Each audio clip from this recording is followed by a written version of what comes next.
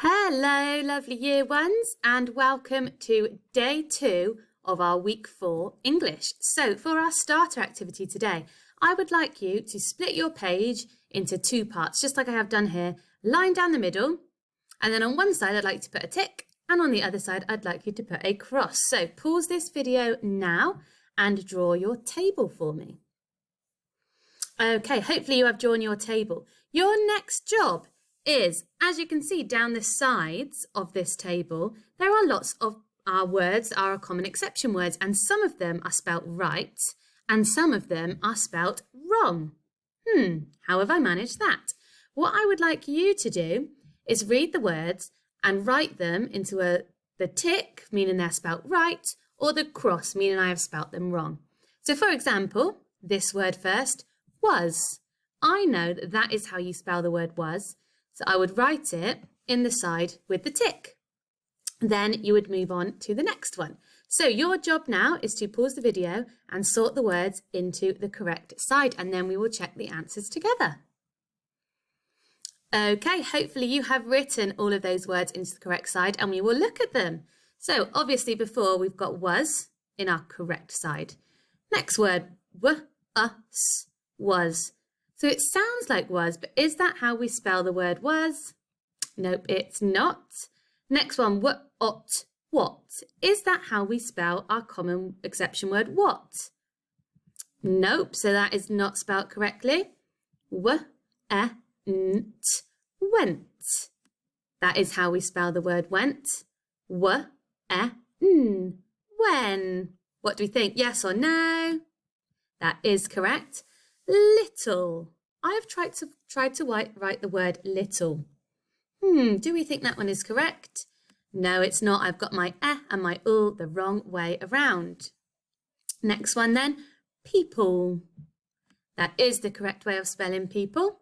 Then over here I've got we, as in we are going to the shop. That is correct. Are. I have missed the letter. What letter have I missed from are? I have missed the E on the end, so is how we would spell are. Do. Is that how we spell do? No, even though it sounds right, not quite right. Some is correct. Does come look like the word some? Nope, not spelt that one quite right. Me is correct. And last one, my is correct. So well done if you got all of those into the right side. So today, moving out of the way, we are going to be starting to write our innovated story. So you need to have with you your story map from yesterday that you changed your Traction Man character, your Scrubbing Brush character, your colour of the jumpsuit and the wall, and your spoons to your fork. So can you make sure you've got that in front of you? So we are only going to be writing today our first 2 paragraphs. And we know when a paragraph ends. A paragraph is a chunk of text because on the story map, I have drawn a line. So we've got 1, 2, 3 lines. So we've got 1, 2, 3, 4 paragraphs. So we are going to write half today, 2 paragraphs, and half tomorrow. So we are just going to be writing these 2 paragraphs. So your first job is to practice orally retelling, which means saying it, the story. So I'm going to show you mine. I'm just going to practice the first 2 paragraphs because they're the bits I'm focusing on today.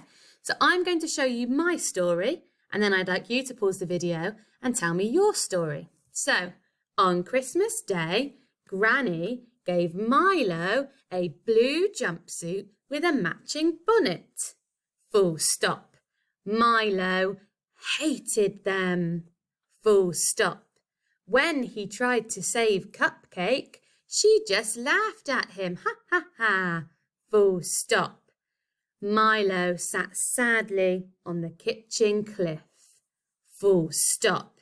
He was miserable. Full stop. Suddenly, Nellie started barking. Arf, arf, arf. Full stop. Sorry, Nellie. Forgot to do my Nellie action. The spoons had crashed. Oh, it wasn't the spoons. Silly Miss Evans.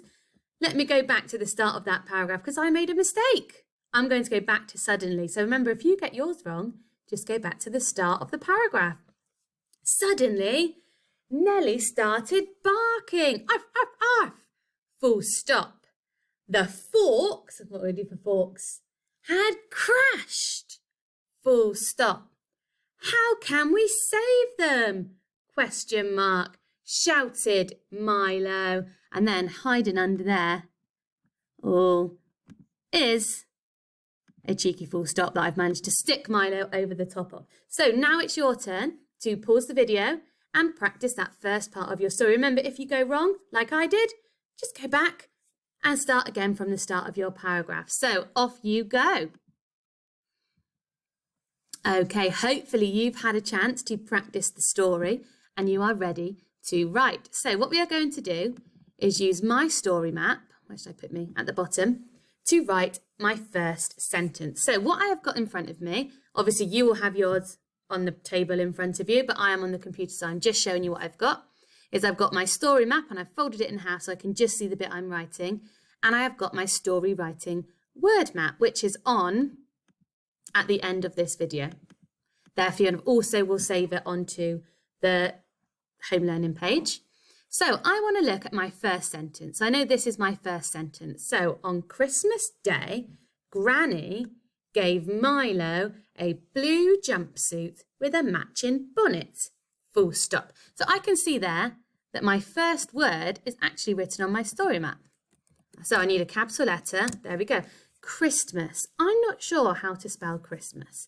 I'm going to check if it's on my word map. And what I have done is I've sorted them by letter. So what does Christmas start with?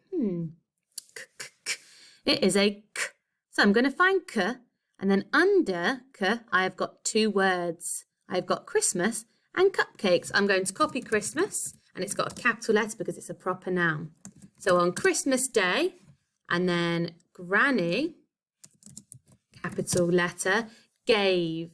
Gave is a tricky one, but I know it's got a split vowel digraph. So gave. Granny gave Milo, and I need a capital letter for Milo because it is a proper noun, a blue, and then jumpsuit, I'm going to look on my word map. There it is. I'm going to copy the word jumpsuit with a matching, which I can sound out, bonnet, and then bonnet begins with b, so I'm going to look on my word mat. There is bonnet, bonnet. So I have written my first sentence. I've used my story map to help me remember the sentence, and I've used my word mat to help me spell the word. So now I've written my sentence, I'm going to read through to check it. So on Christmas Day, Granny gave Milo a blue jumpsuit with a matching bonnet. Full stop. Perfect. Okay, so now I have written my next sentence and I want you to check that sentence for me. Have I written it correctly? So on Christmas Day, Granny gave Milo a blue jumpsuit with a matching bonnet. Check that one. Milo hated them. I'm going to underline my mistake. I want you to see if you can spot how to correct my mistake. You might want to pause the video and have a think. Okay, so I've sounded out the word hated, but that is a word that I want you to spell correctly. So I want you to have a look on the word map, find H, there we go, and there is the word hated. So I have spelt hated wrong. So what I would do is get my pencil, put a nice smart line through it, and then just, if I can, I'm going to write hated a bit smaller and put it above so it's where it should be spelt correctly. So now I've got Milo hated them, full stop. Another perfect sentence. Then my last one. When he tried to save Cupcake, she just laughed at him. So I am going to highlight my two mistakes. Can you have a think about what I have done wrong? So at the start of my sentence, I am missing my full stop, my capital letter. So I need my capital letter and then the word laughed. So I've had a good go at sounding it out, but laughed is on our word map. Laughed is a bit of a funny word. It's a hard one to spell. So I've put it on the word map for you. So I'm going to then change laugh to how it should be spelt. Going to go up there, cross the wrong way out. So now I have made sure that they are spelt correctly. So that is what I hope to see you doing. So you have got to write today 1, 2, 3, 4, 5, 6, 7, 8 sentences. Do you think you can manage 8 sentences? If you can't do them all in one go, which I don't blame you if you can't, you could do a few or maybe do your first paragraph, then maybe come back later, maybe carry on tomorrow. Up to you. We are going to be writing our story over the next 2 days and editing on Thursday. But if you wanted to, you could take all of those 3 days to write your story and edit on Friday. Is completely up to you. So good luck writing your stories. Remember, the word mat is there to help you. It's on the final side of this and also on the home learning page. So make sure you use that one to help you with your spellings. Enjoy!